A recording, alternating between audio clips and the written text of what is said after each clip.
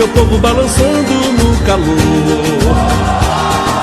Quero ver meu boi dançando ao som desse tambor.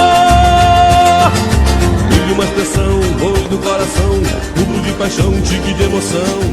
Boa tarde, vamos dar início à palestra da tarde com o professor Gabriel Hesse, que é nosso convidado. Agradecemos por aceitar de última hora, né, o convite.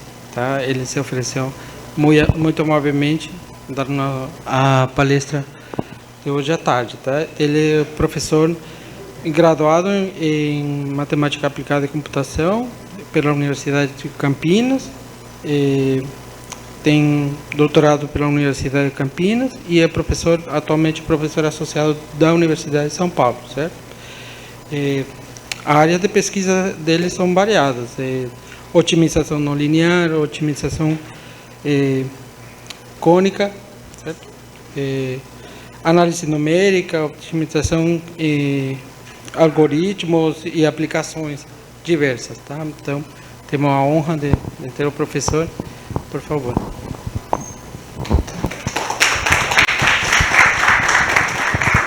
Muito obrigado, Oscar. Na verdade, fui eu que me ofereci para dar esse mini curso, né? Eu que me convidei, esse curso, né? Eu que me convidei, então agradeço aí por ter aceitado o meu convite. Em princípio, eu estava só acompanhando a Dayana, que vai falar amanhã, né? Mas, enfim. Eu pensei nessa palestra aqui ontem, na verdade, e... Tudo bem?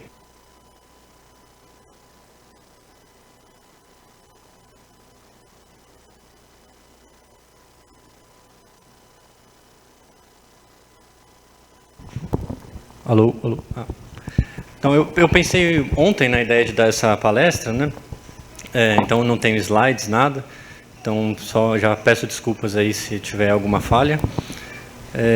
A ideia é falar sobre multiplicadores de Lagrange. Mas antes de eu falar disso, eu queria só comentar que lá no IMUSP a gente está com processo seletivo aberto, né, para pós-graduação. Então, a gente tem lá 4 programas de matemática, matemática aplicada, estatística e ciência da computação. Todos são nota 6, então são programas ditos de excelência, né, pela CAPES. E eu fui o coordenador da aplicada nos últimos 5 anos, né, então eu tenho alguma experiência aí com lidar com os alunos. Então, se alguém tiver interesse em fazer pós-graduação lá no IME, pode vir falar comigo, pode mandar e-mail, fica à vontade, né? O meu contato você acha ali pela minha página. Bom, então, eu quero falar sobre multiplicadores de Lagrange, né? Então, esse é um conceito que a gente estuda lá no cálculo, né? Imagino que muitos de vocês já devem ter visto esse conceito de multiplicador de Lagrange. E o que é interessante é que ele serve para classes de problemas muito mais gerais do que o que a gente vê lá no cálculo. Então, a minha ideia aqui é apresentar uma demonstração simples. Bom, aí vocês vão me dizer no final se é simples ou não é. Mas, pelo menos, não usa ferramentas tão complexas como a gente está acostumado a ver lá no cálculo. Bom, eu vou tentar motivar por que esse resultado é interessante e para que ele serve, né?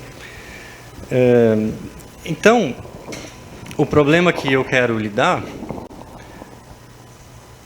é o problema de minimizar uma função f de x, uma função C1 de Rn em R.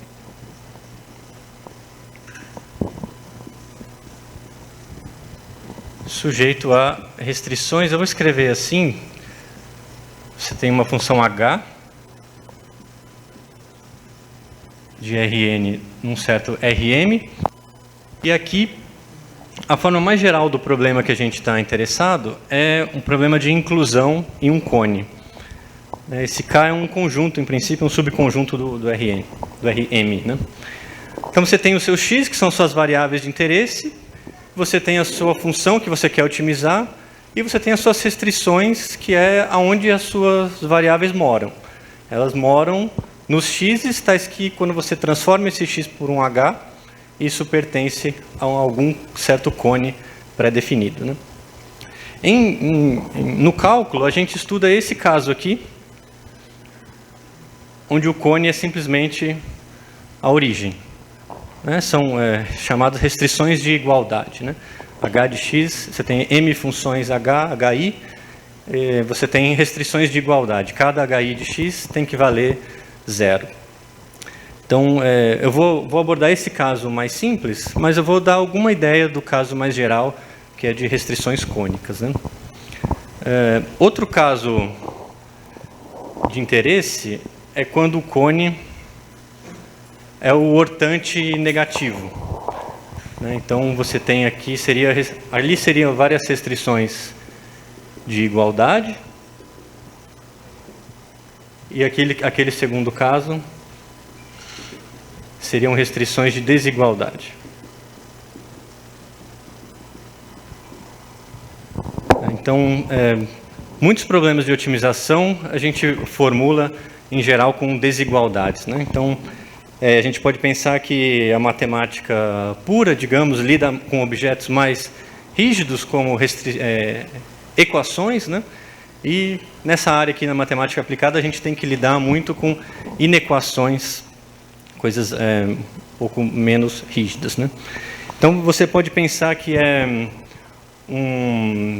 uma restrição do tipo de capacidade, né? Você quer produzir alguma coisa e aí você tem um limite aqui da capacidade máxima que você pode usar de material, né? Você tem 5 tipos de cadeira que você vai produzir. Cada cadeira que você vende dá um certo lucro, que é a sua função F, e você tem uma quantidade finita de material, que é o que essa restrição está me dizendo, né? Eu só tenho de matéria-prima uma certa quantidade fixa de madeira, né? Então, eu quero saber, com essa quantidade fixa de madeira, restringida, então, a essa condição, qual é o melhor lucro, quanto lucro eu posso obter, que é o melhor possível para mim, né? Então, esse é o tipo de problema que a gente está interessado. E o outro é quando você tem um cone que... Esse aqui é o cone ortante negativo, né? Aquele que eu escrevi lá, né? O h de x tem que morar nesse cone aqui do espaço. Mas você pode ter outros cones, né? Poderia ter aqui...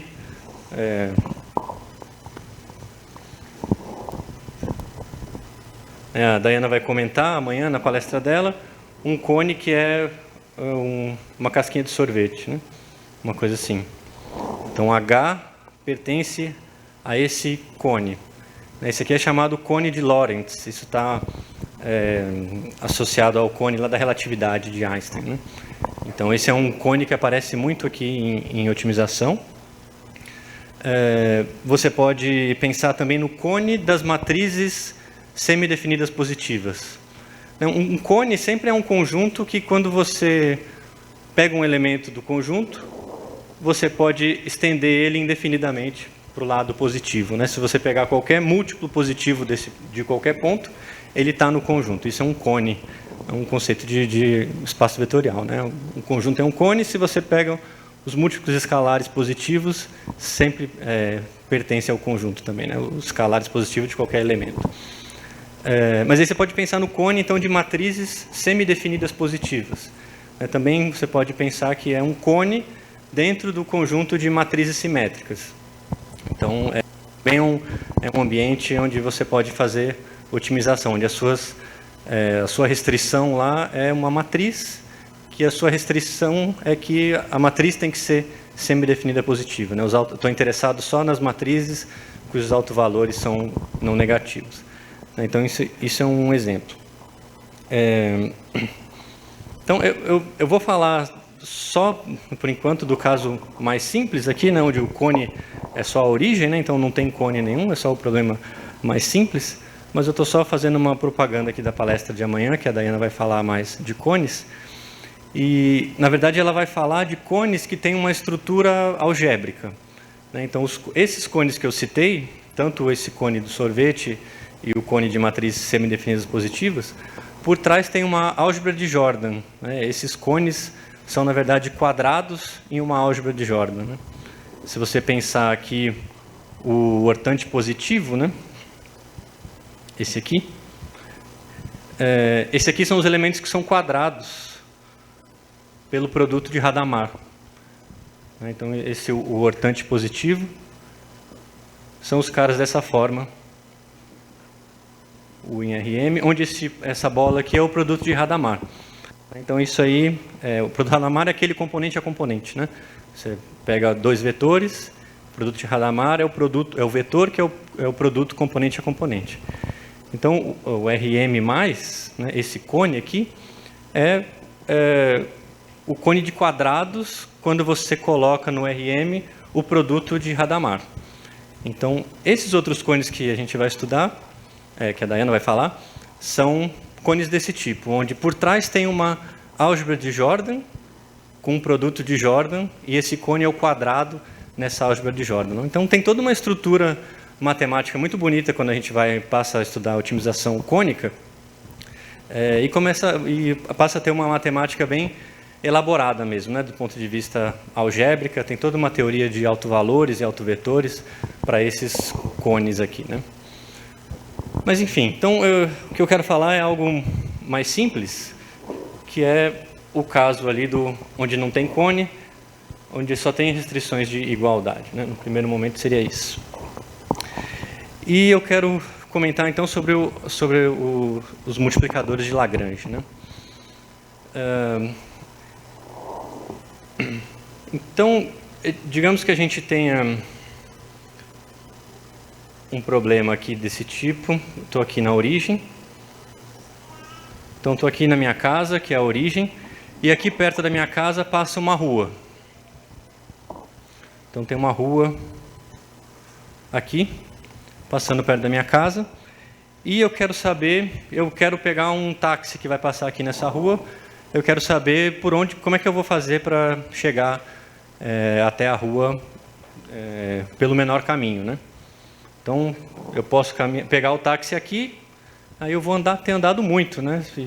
Perdi tempo, né? Agora, se eu vier para cá, aqui eu vou chegar na rua andando menos, né? Então, pegar um menor caminho até a rua, né? Então, esse é um problema muito interessante, né? De você... um problema de otimização, né? Eu quero minimizar a distância da origem até a curva, né? Então, isso pode ser um problema de uma fábrica, por exemplo, né? Você tem vários clientes que você quer atender e você quer saber, eu quero construir uma fábrica para atender melhor esses clientes. Então, onde é que eu vou construir a fábrica para que ela fique o mais perto possível dos meus clientes, né? Então, isso é um problema realmente aplicado e interessante, né? Enfim, muitos problemas reais são modelados com esse tipo de ferramenta aqui, muito simples, né? Então, aqui, o que eu quero comentar é sobre a solução desse problema. Como é que eu acho a solução desse problema aqui? Eu tenho uma curva, qualquer curva, e eu quero achar ali o ponto que está mais perto da origem, né? Então, aqui seria uma coisa assim, né? A minha função f seria uma função de duas variáveis, f de xy, que é a distância até a origem.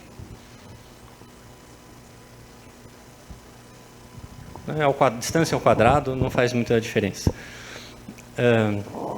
Então, eu quero minimizar essa função, sujeito à restrição de que o meu ponto xy tem que pertencer a essa curva, né? Então, digamos que seja h de xy é uma coisa assim, y menos e elevado a x. Certo? Essa aqui eu desenhei a função y igual a e elevado a x, e para formular nesse conceito aqui como uma restrição de igualdade, eu posso pensar assim que tem duas variáveis, x e y, e eu quero só os pontos x e y tais que o h vale 0. E aí eu vou estar exatamente em cima dessa curva. Esse é meu problema, né? Então eu quero achar qual é o par aqui de pontos x e y em R, dois números reais, que minimiza essa função dentro desse conjunto viável. E o que vai acontecer aqui, um fenômeno, é que aqui você tem as curvas de nível dessa função objetivo, x². As duas funções são de R2 em R, né? E aqui eu já desenhei direto só a curva de nível dessa função h no zero, né? Mas ela é uma função de R2 em R. O gráfico dela estaria aqui em R3. Essa aqui é a curva de nível da h valendo zero, né? Aquilo me dá o meu conjunto viável. E aqui, bom, aqui tem o vetor gradiente dessa h. Então isso aqui é h de xy valendo zero. E aqui eu tenho o vetor gradiente da minha curva h. O que vai acontecer, o vetor gradiente aqui da h vai ser alguma coisa aqui,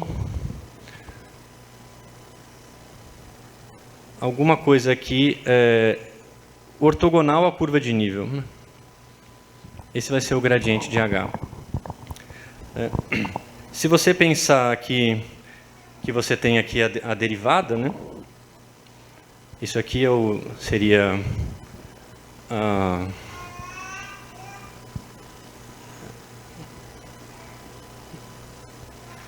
bom, tudo bem. Essa aqui é a reta tangente, a curva no gráfico. O vetor gradiente seria esse vetor aqui ortogonal a esse gradiente, ou para lá ou para cá.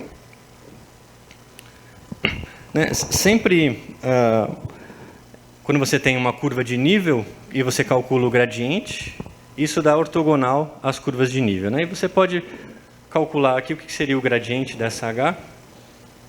Gradiente de h seria menos e elevado a x e 1. Então, aqui seria a derivada da curva mesmo, né? Y igual a e elevado a x, um sinal de menos.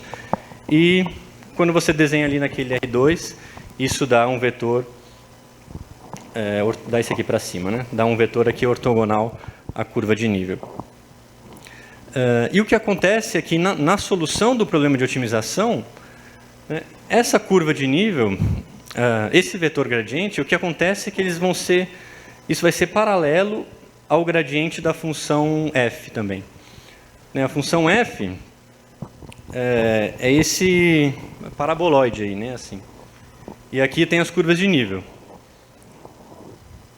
Aqui a função é constante ao longo dessa curva de nível, e eu quero saber qual é o ponto da curva que está na menor curva de nível aqui da função. Esse é o meu problema. E o que vai acontecer? Vai acontecer esse fenômeno aqui de tangência aqui, né, na solução do problema.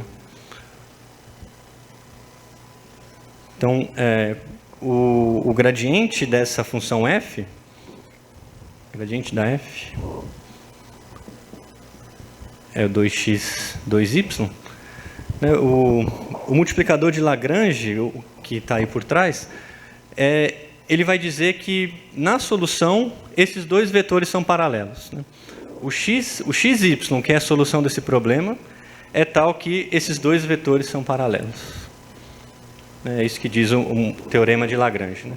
Então, vai existir um lambda, tal que o gradiente da f mais um lambda, posso escrever dessa forma. Gradiente da f mais o lambda gradiente de h vale zero, né? Isso eu estou dizendo que os dois gradientes são paralelos. Então, isso me dá um sistema de equações para achar a solução do problema, né? Quais seriam aqui? Aqui, né? 2x mais lambda menos e elevado a x igual a zero. 2y mais lambda igual a zero. E a viabilidade ali, y menos e elevado a x igual a zero. Então, esse é um sistema de 3 equações e 3 variáveis, né? O x e y e o lambda. Então, isso permite agora que a gente consiga transformar o problema de otimização, que em princípio a gente não sabe como resolver, num problema de resolver sistema de equações, sistemas não lineares. Para quem estava aqui na semana passada, a professora Elizabeth deve ter comentado alguma coisa sobre isso, né? Condições de otimalidade de um problema, né? Então, o ponto xy, que é a solução do problema, é tal que existe um lambda que satisfaz aquelas equações. Então, você transforma o problema para resolver aqueles sistemas de equações, né? Então, o que você pode usar para resolver aquele sistema de equações? Você pode usar o método de Newton, por exemplo, né? O método de Newton é um método para resolver sistemas de equações não lineares. E aí ela deve ter feito bacias de atração do método de Newton para calcular fractais. Então, dá uns desenhos bem bonitos para você estudar a convergência do método de Newton para essas classes de problemas, né? E uma outra coisa que é interessante sobre, né, além de você usar a existência desses multiplicadores de Lagrange para resolver o problema dessa forma, conhecer um multiplicador de Lagrange, ele te dá alguma informação a mais sobre o problema. Então, que tipo de informação que ele dá aqui? Ele dá essa informação aqui, ó. Então, digamos que a solução tem uma certa distância ótima aqui. Então, digamos que seja esse ponto aqui. Então, essa é a distância ótima na solução. Agora, imagina que eu estou perturbando o problema no seguinte sentido. Agora eu estou movendo aqui a minha casa mais para baixo, né? Então, eu quero saber não mais a solução aqui na origem, mas a solução aqui mais para baixo. Como é que o fato de eu mudar esse ponto, como é que isso altera a solução do problema? Então, se eu estiver nesse ponto, talvez a solução ótima seja alguma coisa aqui, né? Então, eu quero fazer esse estudo de perturbação do problema. Se eu perturbo o meu problema um pouquinho, sair da origem para um ponto aqui perto, isso perturba a solução ótima do problema, né? Esse tamanho aqui ele varia um pouco. E o multiplicador de Lagrange, ele dá exatamente a derivada dessa função que associa esse deslocamento ao tamanho aqui da solução ótima. Então, isso serve para você fazer análise de sensibilidade do problema, né? O quanto o seu problema é sensível aos dados. Então, se meu dado aqui é a origem, mas não é um dado preciso, tem uma certa perturbação. Calculando o multiplicador de Lagrange, você consegue ver a sensibilidade do problema a esses dados, né? Nesse sentido de o quanto ele impacta na função objetivo, né? Então, ele vai dar, o multiplicador de Lagrange é a derivada do valor ótimo da função, né? Desse f de x, que é exatamente a distância nesse problema, a derivada desse valor ótimo em função dessa perturbação do problema. Então, isso é uma aplicação bem interessante de multiplicador de Lagrange. Ou no problema que eu mencionei sobre capacidade, né? Eu quero produzir as cadeiras e tem uma certa quantidade máxima de madeira, você pode ter, na verdade, uma série de restrições que definem o seu problema, né? Quantidade de madeira, a quantidade de mão de obra que eu tenho disponível, a quantidade de máquinas que eu tenho operando, uma série de restrições que definem o seu problema. E a cada restrição, quando você resolve o problema, a cada restrição você tem um multiplicador de Lagrange associado. E cada multiplicador de Lagrange te dá a sensibilidade do problema com relação a esse parâmetro, né? Então, se eu quiser, um gestor pode se perguntar, será que vale a pena eu aumentar a minha capacidade de mão de obra? Ou vale a pena eu aumentar a minha disponibilidade de matéria-prima? Então, você vai fazer esse estudo vendo qual decisão você vai tomar que te dá um maior impacto no seu lucro, né? Então, o multiplicador de Lagrange ele dá isso, ele te diz o quanto que uma perturbação infinitesimal nessa disponibilidade de matéria-prima vai ter um impacto de primeira ordem, né, em termos de ser a derivada, na função objetivo.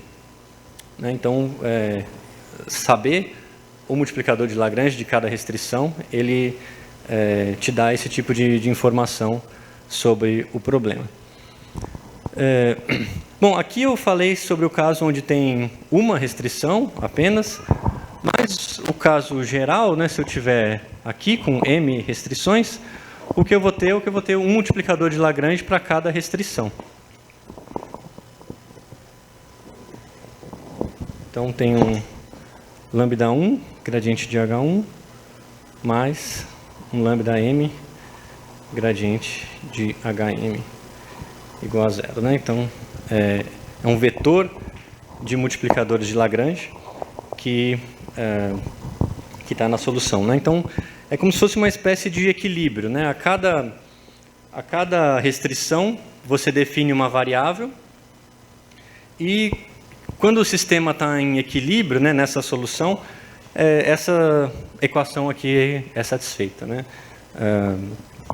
Você tem aí essa compensação do gradiente da função com o gradiente das restrições.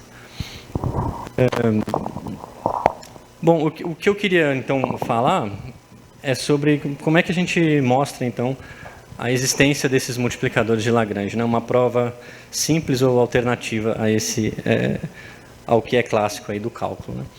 Em geral, você teria que usar teorema da função implícita para provar a existência desses multiplicadores de Lagrange, mas esse tipo de técnica não funciona para essas classes mais gerais de problema. Né? Quando eu tenho restrições cônicas ou restrições de desigualdade, você consegue usar ainda, mas não funciona da melhor forma. E aqui eu vou mostrar, então, uma técnica mais simples. A gente escreveu um artigo, eu e a Dayana, se você olhar, se tiver interesse, lá na minha página, é um dos últimos trabalhos submetidos, uma prova simples para a existência de multiplicadores de Lagrange. É um artiguinho de 5 páginas, um artigo de divulgação, que eu vou me basear para fazer essa demonstração. Né? Então, a ideia aqui é o seguinte.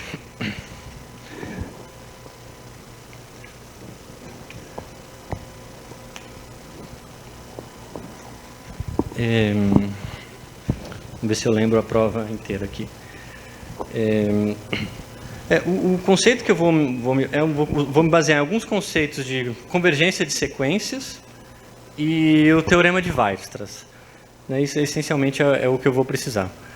O teorema de Weierstrass diz que se você tem um conjunto de R e N, né, limitado, né, no sentido que ele ocupa um espaço limitado do plano, ele está contido numa bola de tamanho finito, e fechado, né, no sentido que contém todos os pontos de fronteira aqui, né, não tem aqui, você não tem aqui pontos da fronteira fora do conjunto.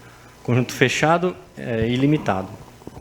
Se eu tiver uma função contínua definida dentro desse conjunto, essa função vai ter máximos e mínimos. Né? Então, esse é um teorema bem conhecido de análise que a gente vai usar e, de certa forma, intuitivo. Né? Então, imagina que tenta desenhar uma superfície, né? Esse é o domínio da função, e aqui tem a superfície onde você vai desenhar uma função contínua. Tenta desenhar de forma que essa função não tem mínimo. Né? Não tem como. Né? A única possibilidade de não ter mínimo seria se a função ela fosse para menos infinito. Né? Mas se ela fosse para menos infinito, isso vai ter que furar a continuidade em algum momento, né? Porque tem um ponto aqui que estaria fora do domínio, que é esse ponto onde a função está menos infinito. Né? Então, como esse conjunto aqui é fechado, isso não pode acontecer. Né? Então, imagina que se fosse uma coisa assim, né? Que você poderia pensar, essa função não tem mínimo, né? Ela vai para menos infinito dentro do intervalo aqui 0, 1. Mas não porque ela não é contínua aqui no 0. Né? Ela não é nem definida aqui no 0. Né? Então, aqui não é um intervalo fechado para poder definir, falar dessa função. Né? Então, sendo um intervalo fechado e limitado e uma função contínua, ela necessariamente tem que ter um ponto de mínimo. Né? Bom, eu vou me basear nesse resultado.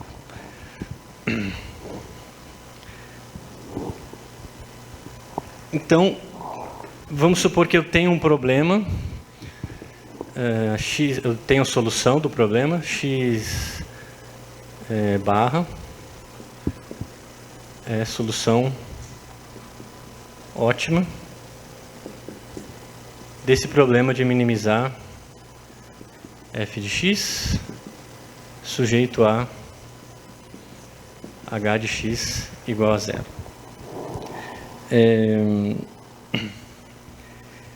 E o que eu vou fazer é construir uma sequência de problemas auxiliares e estudar aqui a convergência da solução desses problemas auxiliares. Então, os problemas auxiliares são dessa forma. Minimizar f de x mais 1/2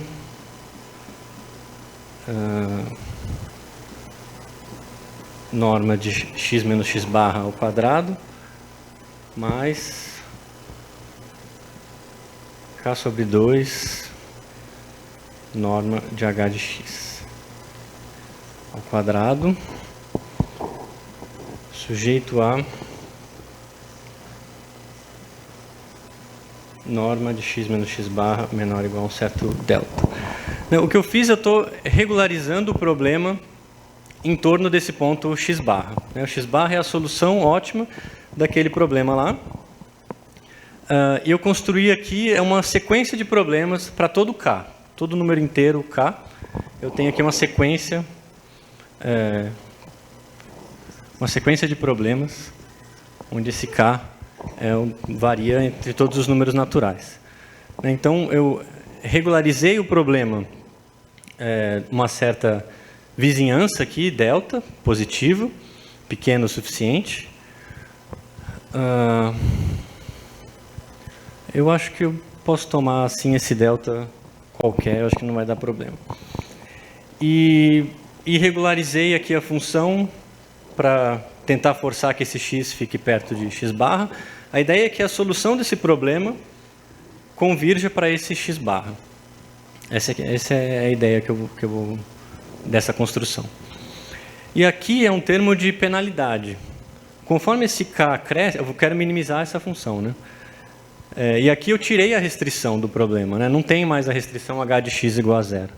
Então aqui é uma técnica de penalização. Eu coloquei a restrição na função objetivo e penalizei por um k, aqui um peso que é cada vez maior. Conforme aumenta o k, maior é o peso da inviabilidade desse x.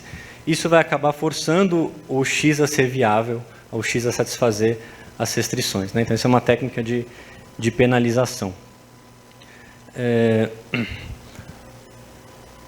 Bom, e veja então que eu tenho aqui agora uma função contínua, aqui na minha função objetivo, né? Aqui é tudo independente do k, isso são funções contínuas, né? H é contínuo, a norma é contínua, tudo é contínuo. E isso aqui é um conjunto fechado e limitado.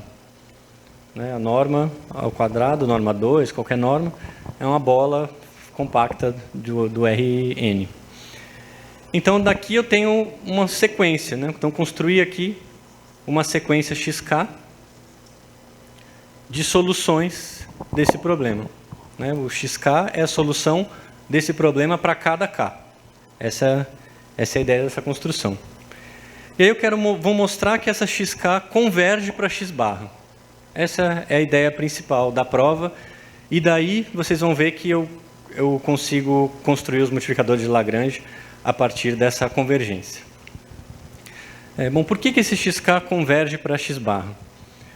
Então, vejam que xk...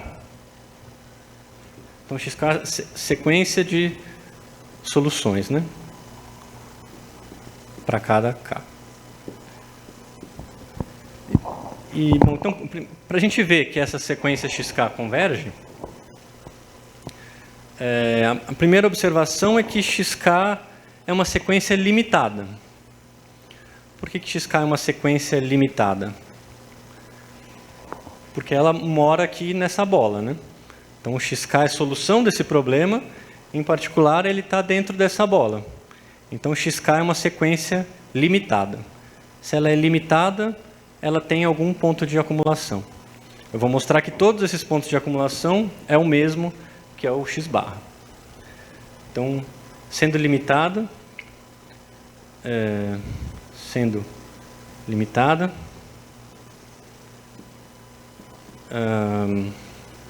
existe um ponto de acumulação.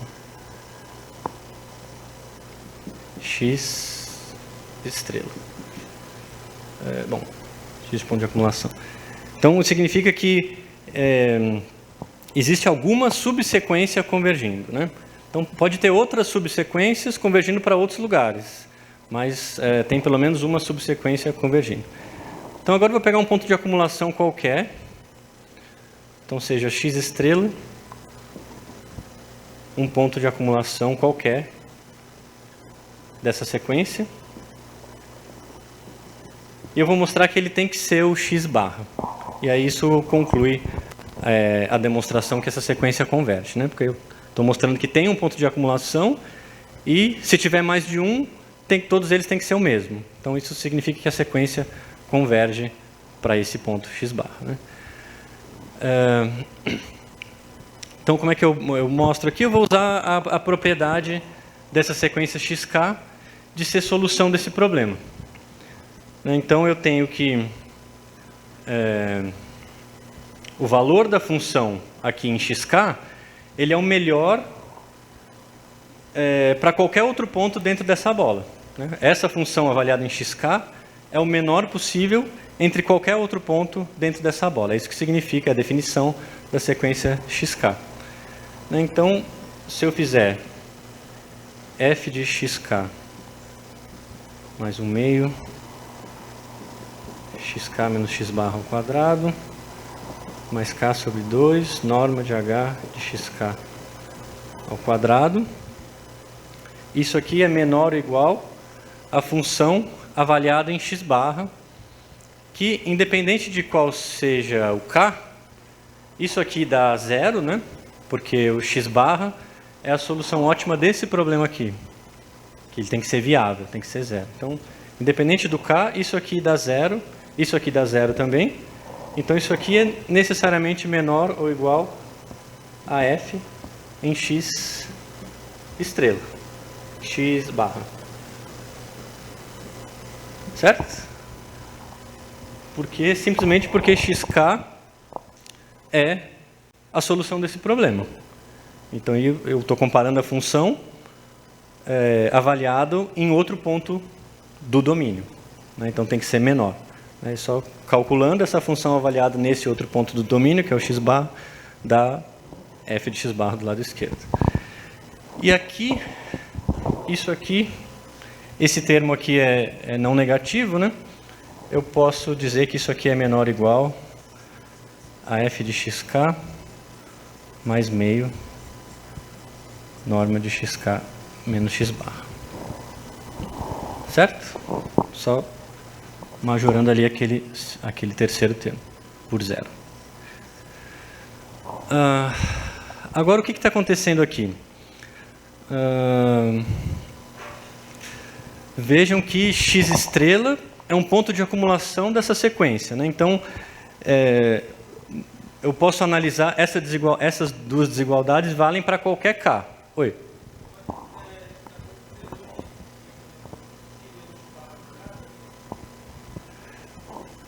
Porque eu estou trocando o x justamente por x barra. Certo? E o h também, né? O h zerou porque o x barra é a solução ótima desse problema, ele tem que ser viável. Então, xk é a sequência e x estrela é um ponto de acumulação. Eu vou analisar essa desigualdade só para essa subsequência onde o xk converge para esse x estrela, né? Então, numa certa subsequência, um certo conjunto de índices k1, xk converge para x estrela. Eu vou analisar, tomar o limite em k1 dessa desigualdade. E o que vai acontecer? Aqui, f de xk, a função f é contínua, né? Então, f de xk converge para f de x estrela. Então, isso fica limitado.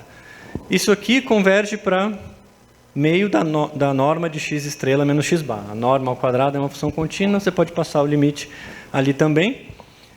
E isso aqui eu não sei, né? Porque esse k está indo para infinito e esse h de xk está indo para h de x estrela, que eu não sei quanto vale. Mas eu sei que isso fica limitado por uma constante. Então, qual é a conclusão? Isso aqui tudo é limitado, isso aqui é limitado. Esse termo aqui não pode divergir. Isso aqui não pode ir para infinito. Por mais que esse k está forçando esse termo para infinito, né? Esse produto ele fica limitado. Então, para que isso aconteça, a única possibilidade disso, a única maneira disso acontecer é se essa norma aqui vai para zero, né? Se essa norma não vai para zero, esse k vezes isso aqui ia para infinito. Mas isso não está acontecendo aqui. Então, o que a gente prova aqui por essa análise é que h de x estrela é zero. O xk está indo para um x estrela, tal que esse h de x estrela tem que ser zero. É a única forma desse produto, k vezes a norma de h de xk ao quadrado, ficar limitada. Então, isso mostra que esse ponto de acumulação, x estrela, ele é viável para o problema original. Então, isso já é um primeiro ponto. E aqui o segundo ponto, o que praticamente conclui a prova, é você comparar o valor da função objetivo. Veja que quando eu tomar o limite aqui, o que eu tenho? Eu chego nessa desigualdade aqui, que f de x estrela mais o meio da norma de x estrela menos x barra. Aqui tem um quadrado, né? Tanto faz. Menor ou igual f de x barra. Então, eu tenho essa desigualdade aí. Isso vai dar uma contradição, né? Porque eu sei que o x estrela é viável, mas o x barra era a solução ótima desse problema. Então, o valor da f em x barra tem que ser menor ou igual ao valor da f em qualquer outro ponto viável. Em particular, no x estrela, que eu acabei de mostrar que é viável também. Então, isso me diz que se o x estrela não fosse igual ao x barra, eu ia ter o valor da f de x estrela estritamente menor do que o valor da f em x barra. Isso aqui seria estritamente menor que f de x estrela se o x estrela não fosse o x barra, certo? Isso é uma contradição, porque o x barra é solução desse problema. O valor da f nele tem que ser menor ou igual ao valor da f em qualquer outro ponto onde o h vale zero. Certo? Então, a conclusão é que todo ponto de acumulação dessa sequência é o x barra. E como essa sequência tem um ponto de acumulação, essa sequência tem que convergir para x barra. Né? Então, xk converge para x barra. E daí a gente vai ver que vai aparecer os multiplicadores de Lagrange.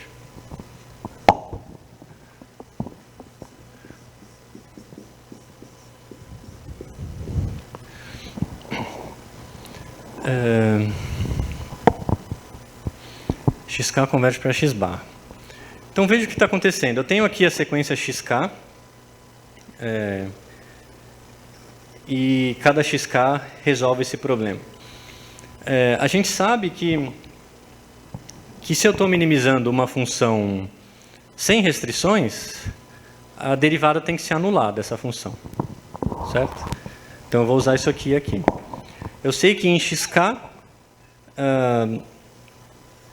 xk minimiza essa função, mas não é sem restrição, né? Tem essa bola aqui. Então eu não posso usar que o gradiente dessa função em xk vale zero, porque eu estou dentro dessa bola. E essa bola poderia ter problema, que o gradiente poderia não ser zero. Mas aqui, por causa da convergência, né? Como o xk está convergindo para x barra, esse delta, que eu poderia ter tomado como qualquer número real, Em algum momento, esse xk ele vai ficar menor, essa restrição aqui, a distância de xk até x barra vai ser menor do que esse delta, justamente porque xk está convergindo para x barra. Para um k suficientemente grande, a gente diz essa restrição está inativa, né? Essa restrição é redundante, porque o xk vai ficar bem mais próximo do que essa bola, né? Então é como se fosse minimização irrestrita, né? Essa restrição eu poderia jogar fora, porque em xk, quando você minimiza essa função, localmente ali, essa restrição não está fazendo nenhum papel. É como se esse problema fosse irrestrito, né? Porque localmente, para qualquer direção, se você calcular aqui as derivadas direcionais, você vai ver que para qualquer direção a derivada tem que ser zero, porque essa restrição aqui não tem nenhum papel, né? Ou em outras palavras, esse xk, para k suficientemente grande, esse xk é um mínimo local dessa função, sem a restrição. Eu posso falar desse jeito. Eu não falei em mínimo local aqui, mas acho que vocês conseguem pelo menos pegar a música aqui do que eu estou falando, né? Então, por conta dessa restrição, então significa que xk menos x barra ao quadrado, isso aqui vai ser estritamente menor do que delta, para k suficientemente grande. Significa então que o xk é um mínimo local daquela função irrestrita. Então eu posso calcular o gradiente daquela função objetivo ali, né? Então se eu chamar isso aqui de φ k de x, eu sei que posso tirar esse k aqui. O gradiente dessa φ de x, k, isso vale zero. Eu tenho que manter o k aqui.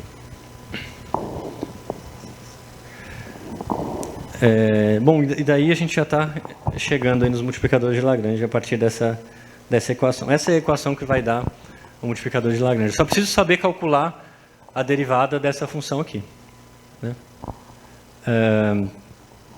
Então, calculando isso, o que a gente tem?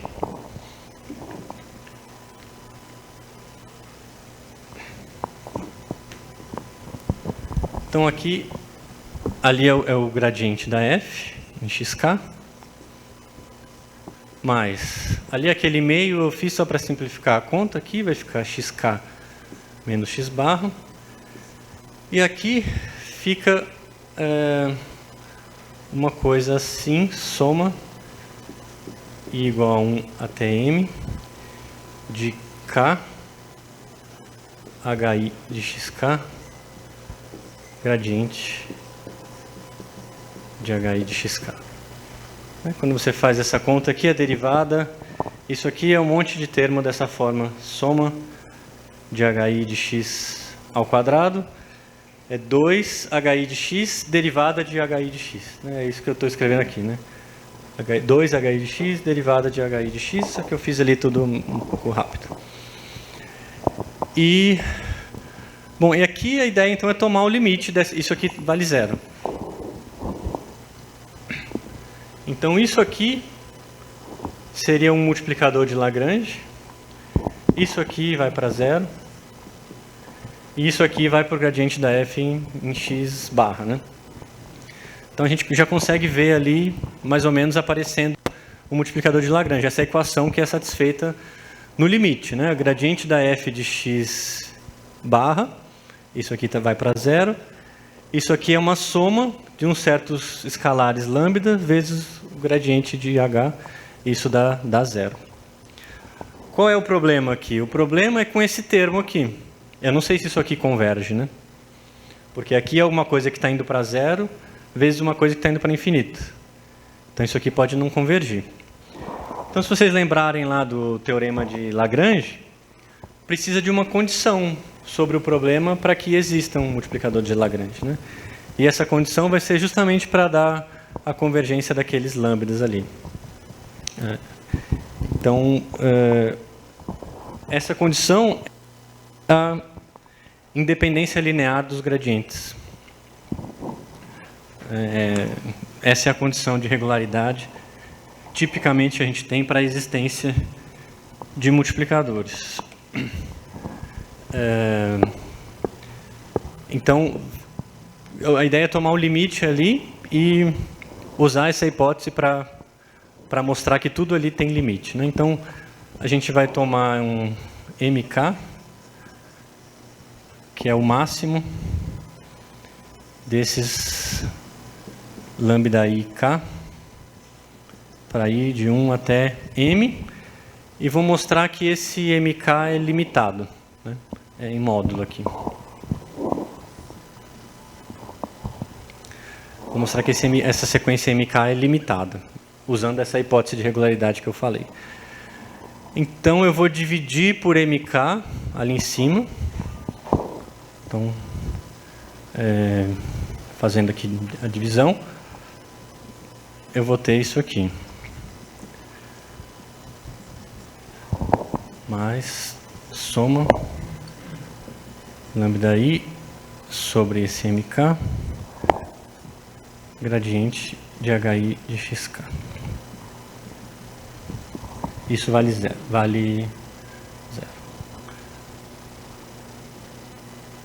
Bom, tem o erro ali, né, que eu tirei. X barra menos XK dividido por MK. Mas isso aí vai para zero, tanto faz. Agora, o que acontece? Agora isso aqui vai para zero. Aquele lado direito vai para zero também. Se esse MK diverge, né? Se esse MK diverge, isso aqui vai para zero, aquilo vai para zero, mas isso aqui sempre converge, né? Ou pelo menos numa subsequência, porque eu estou dividindo pelo máximo, né? Então, esses lambdas, cada um desses lambda i's são números entre menos 1 e 1. Lambda IK sobre MK está entre menos 1 e 1. Né? Porque o MK é justamente o maior desses lambda K em módulo. Então, isso está entre menos 1 e 1. Então, cada um desses caras são sequências limitadas. Né? Então, aqui é o que eu estou falando sobre que eu estou usando aqui propriedades básicas de sequências. Né? Então, eu posso tomar uma subsequência convergente. Né? Então, para aquela primeira, para o lambda 1K sobre MK, eu posso tomar uma subsequência convergente.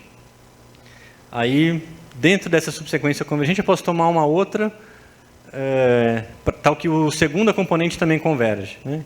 E assim por diante, eu posso achar um limite numa subsequência para esses vetores aí. Né?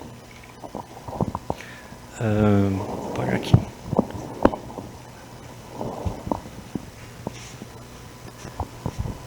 Então, esse lambda K, essa sequência, é limitada. Então, tem uma subsequência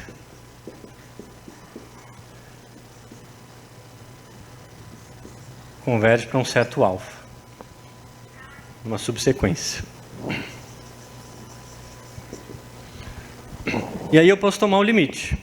Então, qual que é o limite nessa subsequência? O limite é, eu chego numa combinação linear dos Hs, né? Isso é soma, I igual a 1 até M, desse alfa I, gradiente de HI, de X barra, igual a zero. Eu quero mostrar justamente que esse MK não diverge, né? E eu vou usar agora a hipótese de regularidade, que é justamente que o gradiente dos H são linearmente independentes. Né? Eu cheguei nessa combinação linear, o que eu preciso mostrar só é que esse alfa é não nulo, para chegar numa contradição. Né? Por que esse alfa é não nulo? Bom, porque eu peguei um vetor e normalizei ele, né? Estou dividindo pelo máximo. Se eu pegar a norma infinito desse lambda sobre M, todos esses vetores têm norma 1, né? Então, no limite também tem que ter norma 1. A norma é uma função contínua. Então, o limite não pode ser 0, ele tem norma 1. Ou, se você pensar, esses caras aqui, eles estão entre menos 1 e 1, mas sempre uma componente é ou menos 1 ou 1.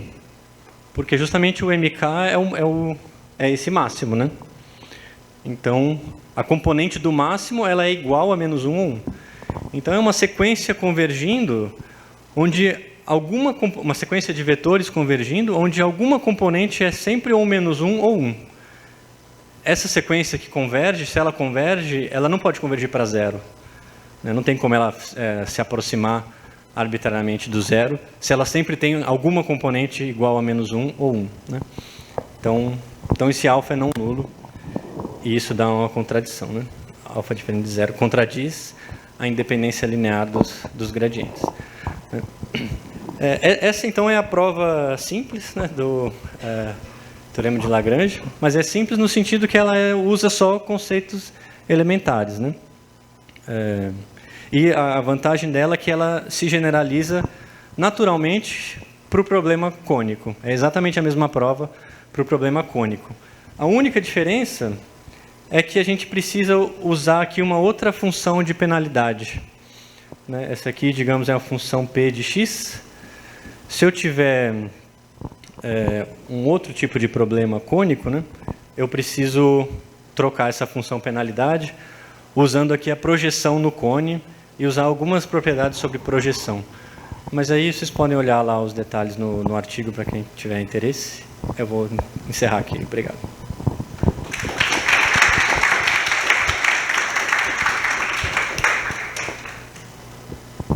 Perguntas?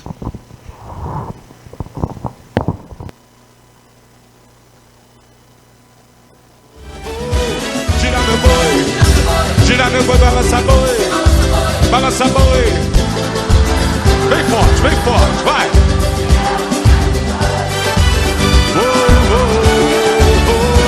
Gira meu boi, balança boi, balança boi. Mais uma vezinha, todo mundo, vai.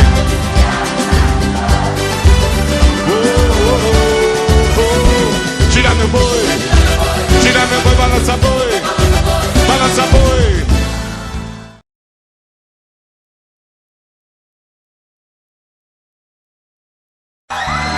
Brincar,